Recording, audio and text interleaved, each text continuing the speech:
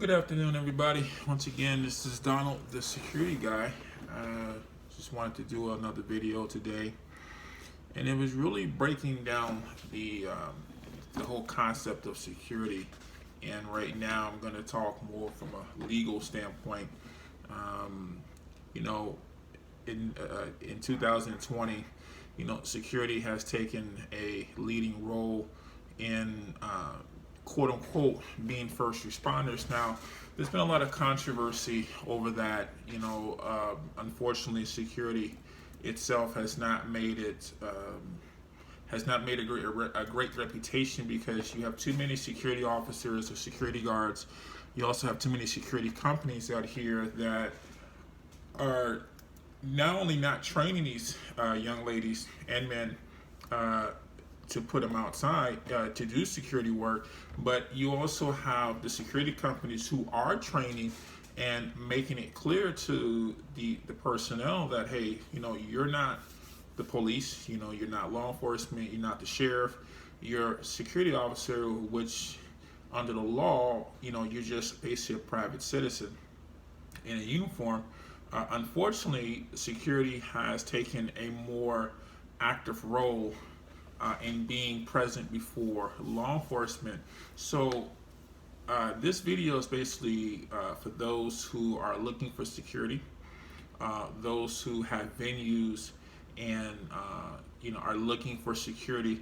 I just want to let you know that when you're choosing security services, whether it be a company or an individual, you want to make sure that you do your due diligence in doing a background check. That is the number one of the most serious situations a company can put themselves in, or a person, you as a person, if you're selecting security for yourself or your family or bodyguard or executive protection, is to do a thorough background check. Nowadays everybody wants to do security. Do they have a license? How long have they been doing security? The problem with security is that you have people who have gotten out of prison, who've gotten out of jail, who just can't find another job, and anybody can go out these days and put a security shirt on and say, "Hey, I'm security." But once again, do they have the training? Do they have the know-how? How do they represent themselves? And then, as you're asking this stuff, you have to ask yourself, how would they represent my clientele, or represent me if I'm looking for qualified security for myself? So you want to make sure that you always do a thorough background check. You can check the statuses of their licenses. In Illinois, we have the Illinois Department of Professional Regulation. So you want to make sure that anybody that's representing themselves as security, you want to make sure that they at least have a PERC card, which is a permanent employee registration card. Because one of the things you don't want to do, you don't want to put somebody to work in your establishment or providing safety for yourself, and that person doesn't have a license. It would not look good if a law enforcement officer sees this uniformed individual and asks him or her for credentials and they can't provide it. They can go to jail for impersonation. Also, that is a misdemeanor in Illinois to be basically performing security without a license.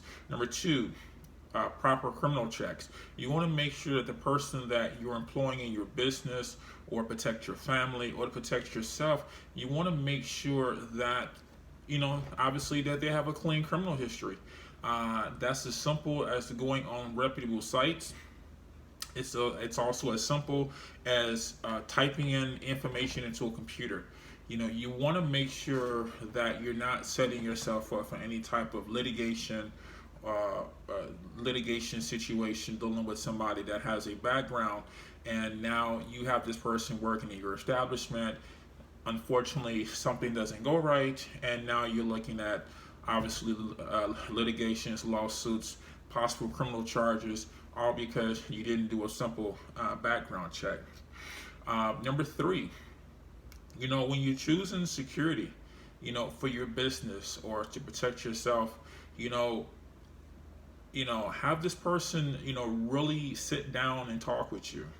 Obviously, with COVID-19, you don't want to have somebody face to face, but in the era of Zoom, and yes, I'm old school, even Skype, you want to have a conversation with this person. Why did you choose security? How long have you been doing security? You know, what makes you the best candidate, or why I should have you to come on board to either be a part of my security staff or to have you, secure my establishment. Once again, anybody can apply for a security job. But one of the things you don't want to set yourself up for is that you don't want to set yourself up for a lawsuit. And I'm going to sit here and I'm going to read out of my book here. It's a book that I always study because obviously I've been doing this for so long, but I still keep books on security and law enforcement. And I'm going to read something here, and it basically says, lack of proper standards, training, and education and preparedness results in a predictable shortage of skilled and dutiful security practitioners. Promotion of these traits and professional characteristics could and does curtail a plethora of common private enforcement problems, including the following: unnecessary use of force. We know that we have a lot of security officers out here who unfortunately have not been trained or don't know the law, so they unfortunately, once the threat has been neutralized, then you have to bring your level of threat down. If the threat has been neutralized, you don't want a security officer or a security guard or executive protection. You don't want them to go beyond the threat. That will set you up for litigation, and also that will set your security up for charges as well, outside of the security officer being sued. Now, if the security officer is being represented by you, if that officer is working directly for you, then obviously now you're attaching yourself to litigation as well. The second one is false imprisonment. We already know that you have a lot of security officers out here who are quick to want to put the handcuffs on people. The problem is that they give them ample warning. One of the biggest things that security officers do, they love to use the term criminal trespassing. Well, unfortunately, even though it's a common term, it's a term that is used loosely. It's an unfortunately term that's used loosely. Did you give this person proper warning? Did you just slam the handcuffs on them after one warning? Did you give them an opportunity to leave? Did you give them proper warning before you put the cuffs on somebody? Because at the end of the day, if you put as a security officer, if you hire a security officer who unfortunately does not know the law, and they go to put handcuffs on people, especially a minor, they can be held for false imprisonment, because once again, it's all about knowing the law, which also ties into the false arrest.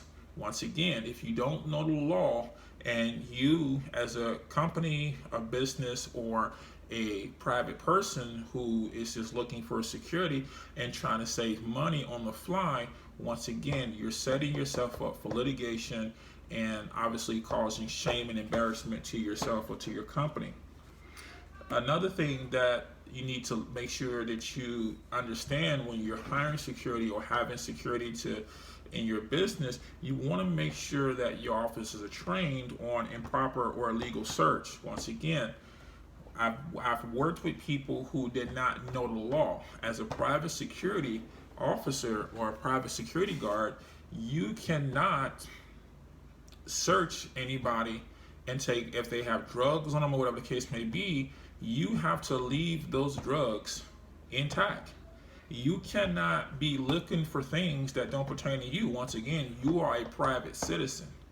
I mean, yes, you can do a general pat down to make sure that there's nothing in immediate danger, but you will have a lot of all police officers and judges who will throw out, say you found some marijuana, say you found some cocaine or whatever the case may be, because you are a private citizen. That is their word against your word, and you have no more authority than a regular civilian, that you can set yourself up for illegal search, which once again, which goes down to lawsuits and obviously the abuse of authority.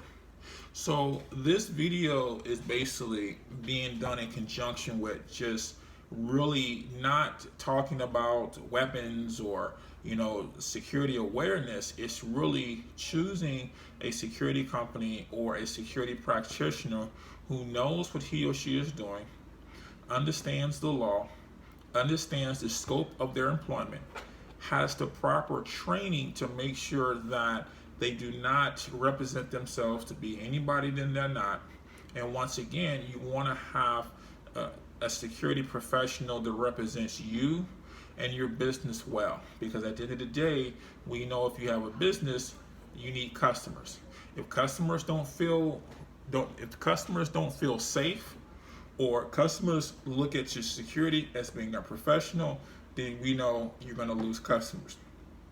So once again, this video today is just basically being done on making sure that you choose the proper security professional well, that this person is well versed on the laws, and that you yourself as a person that's looking for security is that you're doing your homework as well to make sure that you're getting not the cheapest bang for your buck, but you want to make sure you're getting quality. Yes, sometimes quality will cost you, but at the end of the day, I think you'd rather have quality that costs you more on a net 30 or a 7-day or 45 than to have quantity because you didn't look at the quality and now it's costing you more in the long run in litigation and court costs. So with that being said, have a great day. Once again, if you want to subscribe, but also too at the on my page, once again, there is a GoFundMe that was set up as a small business. There was a vehicle that was totaled back in May, and unfortunately, the EIDL, these loans and the grants and everything like that, unfortunately, I kind of doesn't apply to me. Slash, I had one of my assistants who made an error on the application, so I didn't get as much from my business as I would have liked. So once again, if you would like to contribute or donate, once again at the bottom of the page is the GoFundMe. Once again, have a great day. I look forward to talking to you tomorrow.